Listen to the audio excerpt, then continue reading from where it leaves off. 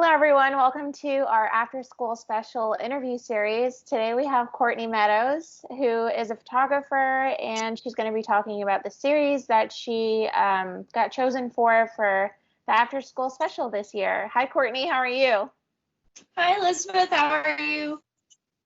I'll go ahead and jump in with my first question, which is basically, I know you haven't been out of school for a very long time, and I remember your senior thesis show, and that it basically centered around self-portraits set in the eras of some of your favorite music. And so the question I had for you was, were you inspired by any particular music in this recent series that you just did?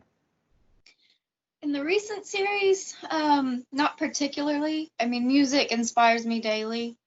It's something that is always in my life at all times, mostly. But these pieces weren't actually inspired by music like most of my previous work has been. These are more of a organic type alternate process that I wanted to explore. Mm-hmm. That's where those came from mostly. Yeah, I noticed they were like really different from anything I had seen from you before, so that was exciting. Um, can you explain what a solargraph is and kind of the process of how you create these images? Okay, so a solargraph is basically you make your own camera. And I have an example here. I don't know if I'm going to try not to show the brand name. I don't know if that's a thing or not. But this particular one is a beer can.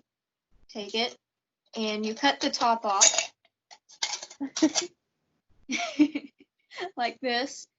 And you cut a piece of just black and white photographic paper that you would use in the darkroom and wrap it on the inside. And take the top, put it back on, and wrap it with electrical tape.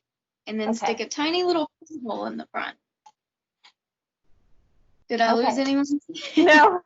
So it's kind of like almost a film canister and camera in one. Exactly. Okay. So the sorry, I'm trying to turn this can, but when you stick just a sewing needle is what I use to stick a pinhole in the front and keep it covered until you're ready to make an exposure. And what I do with these is I put them just outdoors in various places. Usually use a zip tie to put them in a tree or somewhere by the road to where it'll track the light. And when you take the tape off, it makes an exposure for however long you choose to leave it out, which in these cases, they range from anywhere from 1 month to 3 months. Oh, wow. And it takes, and sometimes you can leave them out for a couple of weeks, but I think the longer they're out, the more light it tracks and the more abstract your image will probably become. That is really cool. I did not know that you set those out for that long. That's really interesting. And it kind of reminds me of I just watched a documentary recently on like fungi and mushrooms, and it had all of these really great video segments of like how the fungus like comes and absorbs whatever it's absorbing or like spreads out. And that just kind of reminds me of a little bit of what you're doing, and as far as, you know, leaving this can there for that long and kind of letting the image creep up and form over and kind of make this photograph, which is pretty cool. And since the series is kind of about nature, that's pretty fun. And it's funny that you say that because some of these, like one of them, I believe it was the one titled November Harvest, I painted the photographic paper with, what was it? A mixture of sour cream and coffee. Uh-huh. To see what kind of forms would take place, if it would mold or if anything would grow on the paper, and it did. And that's where some of those positive forms come from. And now a lot of them are just the photographic paper, but in some cases there are additional elements that were used in that process. It's Well, really neat to play with. that's really cool and even more ironic because when I looked at that one, I thought of like mushrooms, like those big orange ones that kind of like are leaftis that grow on the side of trees. Yeah. So that's really awesome. That's really cool. That's why I love doing these interviews because it's like, I never would have figured that out myself. Um, okay, and so my next question is, these images and colors are really psychedelic looking. How much control do you actually have over the finished product? Like, are you manipulating them at all whenever you're developing them, or is that kind of just all has to do with however long you're leaving them out and things like that? I definitely manipulate the colors a lot in Photoshop. When you take them out of the can, I have an example here. I brought. This one was the electric swampland, and it looks a lot different just straight out of the can. I don't know if you can see on there very well, Oh, okay, but yeah, I can see it a it's little. just neutral colors. Uh-huh. So what I do when I take them out of the can is scan them on into Photoshop, scan them onto the laptop, and then bring them into Photoshop and invert them Okay. and make it as my negative. So when you invert it, it turns it into the positive, and it gives me a little bit of color to work with. So I Mhm. input saturation to bring that out, and Mhm. then some I just play with the hues and completely change the colors to see what all comes out of it and what looks the most appealing. Okay. That's really cool because then, yeah, now I'm like even more impressed with like how they turned out because I don't know, I thought they were really intriguing and I mean, I could kind of see that your whole um, kind of inspiration was nature, but some of the colors that you pulled were just so like saturated and vibrant and just really awesome looking. So kudos to you for pulling that off and kind of bringing that out. Okay, so we're rolling right along. Another one of my questions is, were you inspired by any particular photographers kind of coming up with this series or while you were working on it? Coming up with it, it was inspired by my professor, Keith Carter. He brought it up in class one day, and I was just completely fascinated with the idea. And sorry, Ellie, my cat is trying to get in the frame.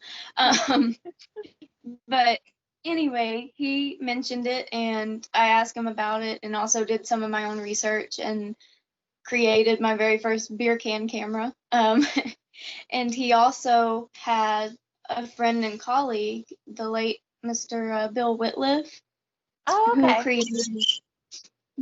created several of these solargraphs, and I was able to view a show at the Whitliff collection in San Marcos with Hmm. all of his prints of his solargraphs, and they are just absolutely stunning. And his are more softer colored, natural toned, and they're just beautiful. Oh, And so wow. I was inspired really a lot after that show, and wanted to create just as many abstract, I guess, forms as I could with mine. I didn't want to completely try to rip off his ideas and try to Hmm. copy his work. I wanted to see if I could take it to a different level. Hmm. And I was really, really appreciated that, being able to view that show and see how brilliant some of his pieces were up close and personal and in real life. Yeah, I definitely miss getting the chance to go to Houston and go to the gallery. But okay, so my last question was a fun one because I try to add little fun questions in, but I was saying that I know that you're really into horror and kind of going to conventions and stuff, and I was thinking to myself when I was looking at your photos, I was like, I wonder if she saw the movie Mandy because it's got like these really tripped out, like psychedelic, vibrant colors and kind of haunting images, and it would just like made me like draw connections with this photo series that you did. Well, that's So really to hear, but I've never seen it. When I read your question, I thought, no, I wonder why she's asking me that. So that's really neat that you connected the two together. But I did research it, and I thought this does seem like something that I would like to watch. So I'm yeah, sure one soon. I really recommend it to you then. It's a, I feel like Nicolas Cage is one of those actors where it's like, I feel like he's had a very long career. He's been around for a long time and he's had some misses, I would say, a lot of misses in the last decade. But this movie it was like having the old Nicolas Cage back. Like it was a really great performance and it was a creepy movie, so creepy, but the cinematography was really fun. And I remember like the movie was good, but that was the thing that I was most impressed with the entire time. And the woman character in the movie, Mandy, if I remember correctly, she's like an illustrator for fantasy book covers. And so I'm sure it's not really her drawing, but they show someone drawing these like really beautiful fantasy images and little takeouts. But yeah, it's definitely one that I think you should watch. I think you would like it. I'll add that to my list. I have a running list my boyfriend and I have a running list of movies that we need to watch. So Yeah, I'll definitely be one. I definitely am that person. I'm that person with books as well. Did you have anything else that you like really strongly wanted to say about your work, or maybe are you working on anything right now? Anything like that? Specifically, I'm not really working on anything right now. I do once in a while put out more of these cameras and let them sit out. It's always fun to open them up and see what you get because it's different every time. But one of them I wanted to bring up, I thought was kind of fun and different from previously doing these, is the one titled Autograph. Mm-hmm.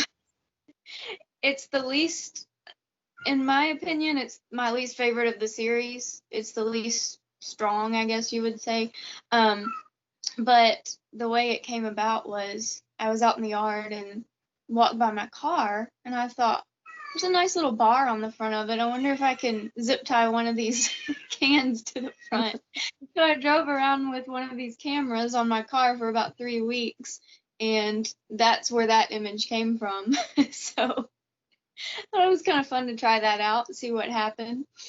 That's really fun. I really love the way that your images turned out, but now after hearing more about them, it just makes them so much more exciting to think about. Like, it's kind of like a little bit of magic. I mean, I feel like photography is already a little magical because it's like this weird magic trick that happens with lenses and everything, but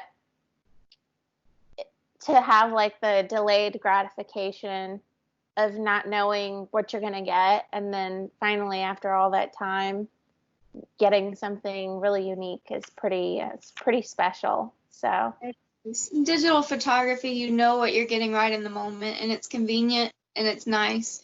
But there's nothing like doing something like this or developing a photograph in the darkroom. It's just, there's no other excitement that captures that. Yeah, I think it's really, really cool. Well, I'll let you get on with the rest of your evening. It was really nice chatting with you. It was good to see your face. Good to see you too, and I hope to see you in person soon after all of this is over. I'd love to catch an art show one of these days. So No, definitely. Okay. All right. Bye. Bye. Thank you.